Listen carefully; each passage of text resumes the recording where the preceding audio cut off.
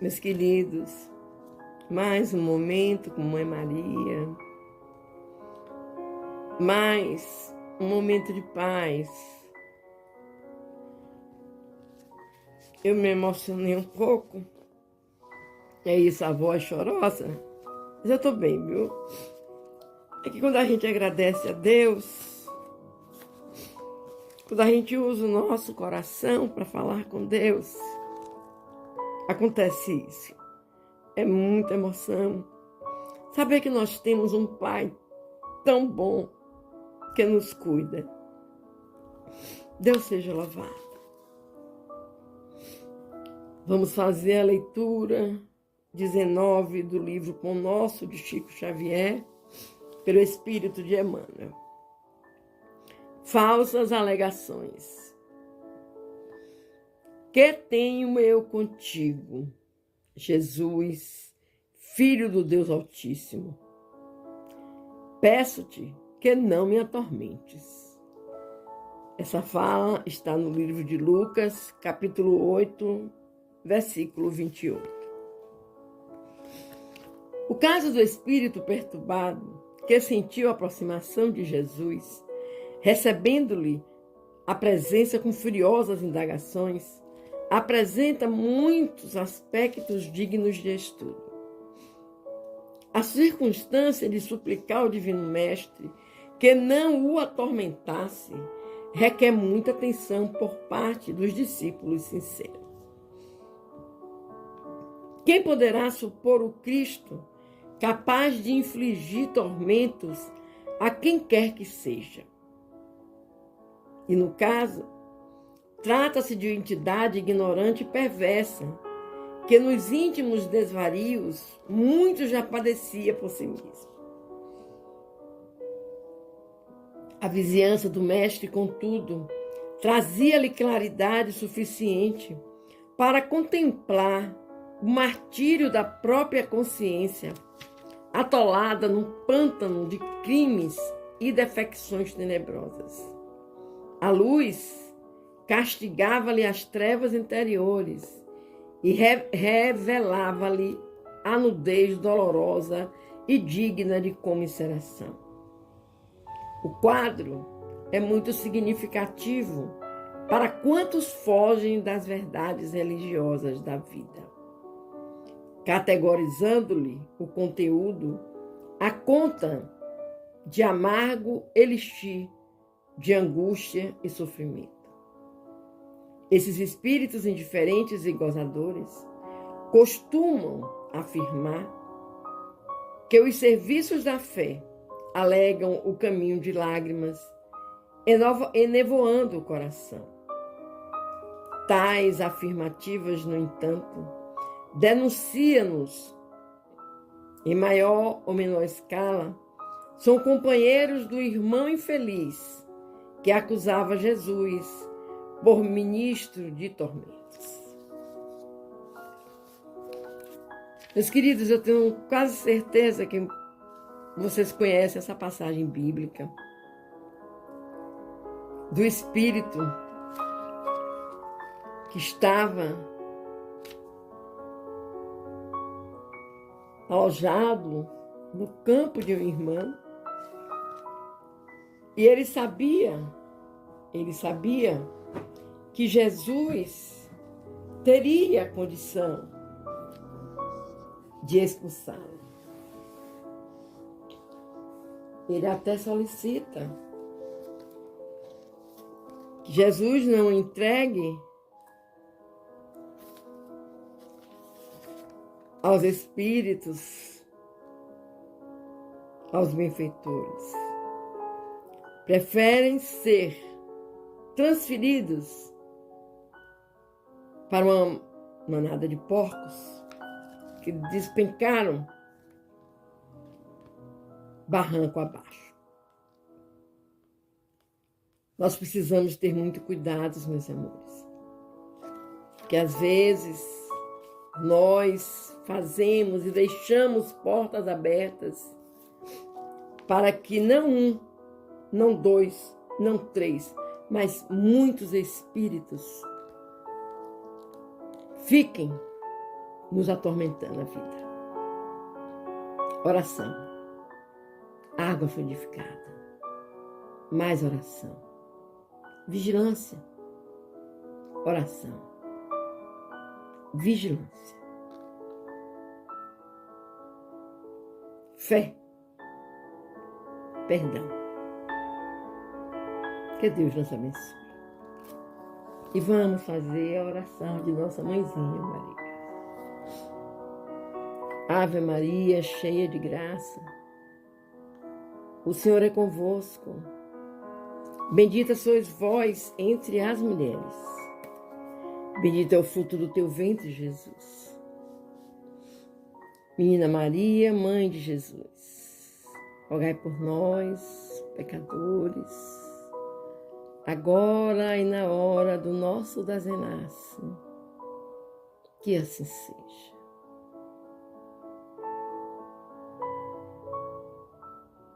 Deus Pai, nos acompanha nessa estrada de Ceareiros de Jesus. Falar de Ti, falar contigo, falar de Jesus é comovente, Pai. Mexe com as estruturas daquele que sente no coração essa necessidade desse colóquio contigo, com o Espírito Santo, com Jesus Cristo. Deus seja louvado.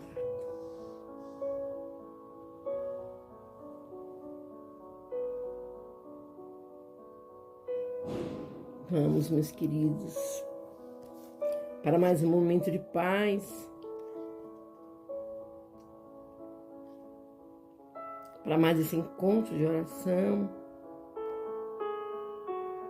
Peguemos nossas águas para ser fluidificada no final e vamos manter junto a nós os nomes dos nossos queridos e amados que precisam da oração, da paz, da fé.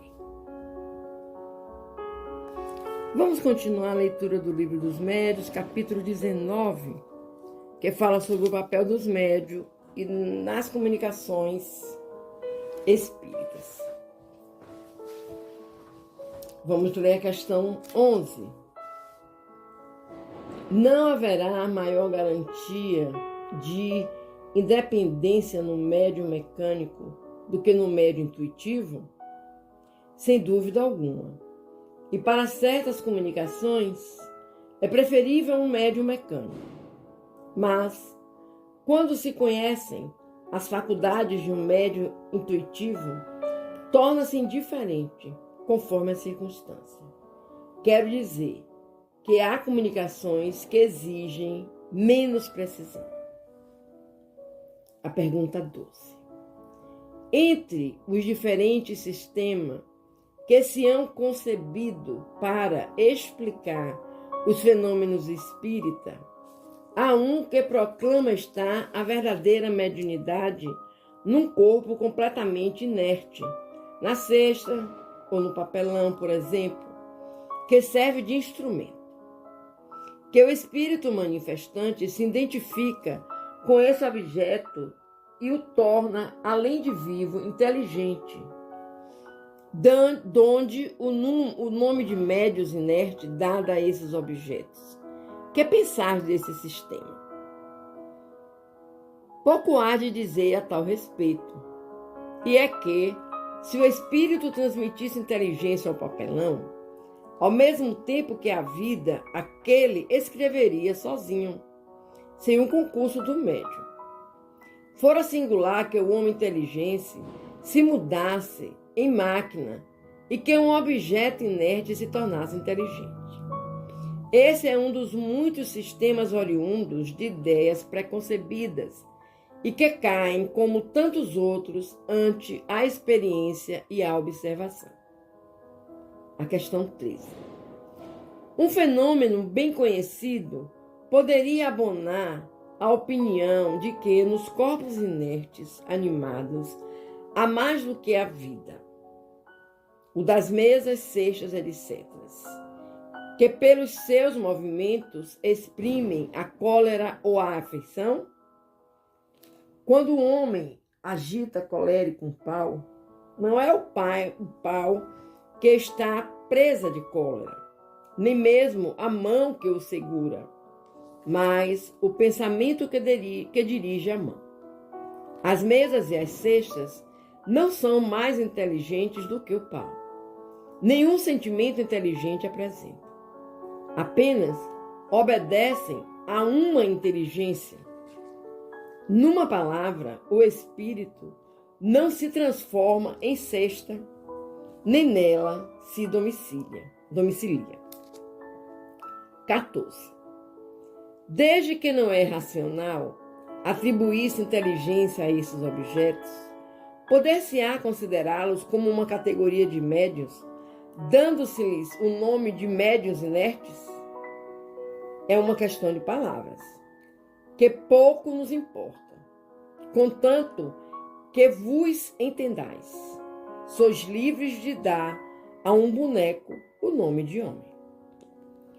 Os espíritos só têm a linguagem do pensamento. Não dispõem da linguagem articulada, pelo que só há para eles uma língua. Assim sendo, poderia um espírito exprimir-se por via mediúnica numa língua que jamais falou quando vivo? E nesse caso, de onde tira as palavras de que se servem? Acabaste tu mesmo de responder a pergunta que formulaste, dizendo que os espíritos só têm uma língua, que é a do pensamento. Essa língua todos a compreendem, tanto os homens como os espíritos. O espírito errante, quando se dirige ao espírito encarnado do médium, não lhe fala francês nem inglês, porém, a linguagem universal, que é a do pensamento. Para exprimir suas ideias numa língua articulada, transmissível, toma as palavras ao vocabulário do médium. Se é assim, só na língua do médium deveria ser possível ao espírito exprimir-se. Entretanto, é sabido que escreve em idiomas que o médium desconhece. Não há aí uma contradição? Nota. Primeiramente, que nem todos os médiuns são aptos a esse gênero de exercício. E depois, que os espíritos só acidentalmente a eles se prestam quando julgam que isso pode ter alguma utilidade. Para as comunicações usuais e de certa extensão, preferem servir-se de uma língua que seja familiar ao médium, porque lhes apresenta menos dificuldades materiais a vencer. Meus queridos, e já vamos nós estudando, né? Que maravilha, vocês estão vendo? Que espetáculo, conhecer a mediunidade, conhecer sobre os espíritos que fazem a comunicação.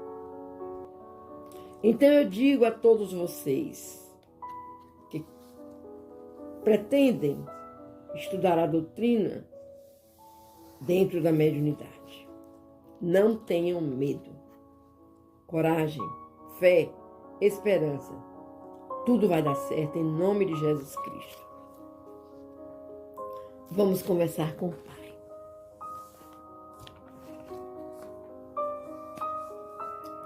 Deus, ó Deus amado, em tuas mãos colocamos as nossas vidas.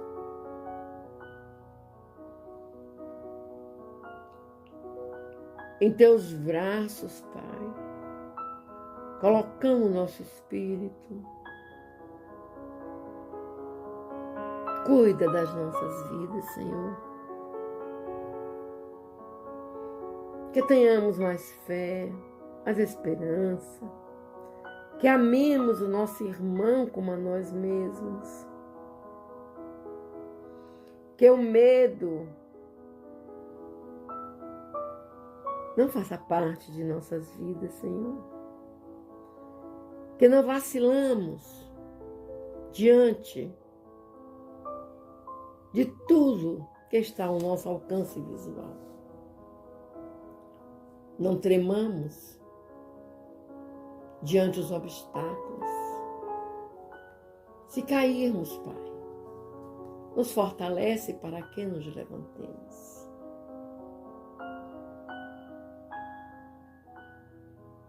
Tenha misericórdia de nós, meu Deus. Tenha misericórdia da humanidade. Teus filhos, Pai. Muitos deles em sofrimento, em dores. Muitas vezes estão em casa, outras vezes nos hospitais, outras vezes sozinhos no asilo, abandonados pela própria família. Outras vezes, Pai, é um andarilho, é um irmão que está na calçada, sentindo frio, sofrendo, sentindo dores cruciantes. E os homens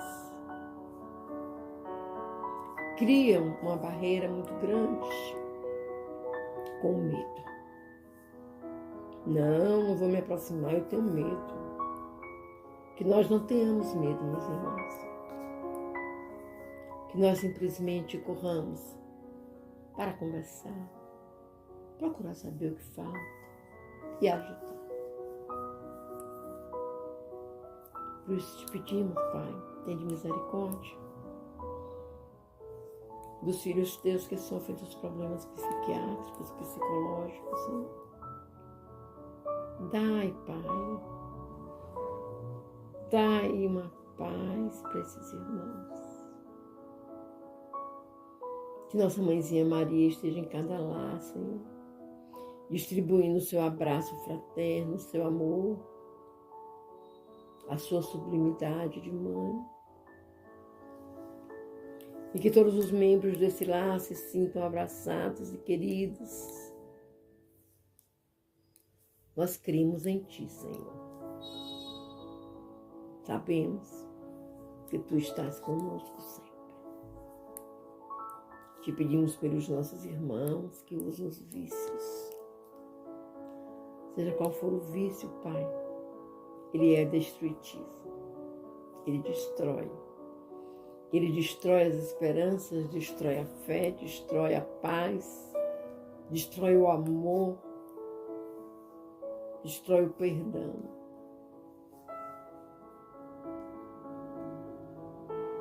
Que os nossos amigos, benfeitores espirituais, possam estar cercando esses ambientes onde muitos irmãos passam por esse problema.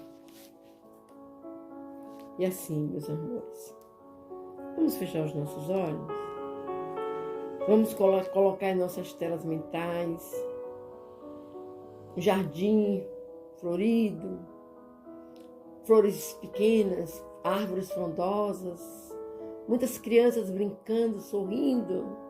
É tão lindo ver uma criança sorrir.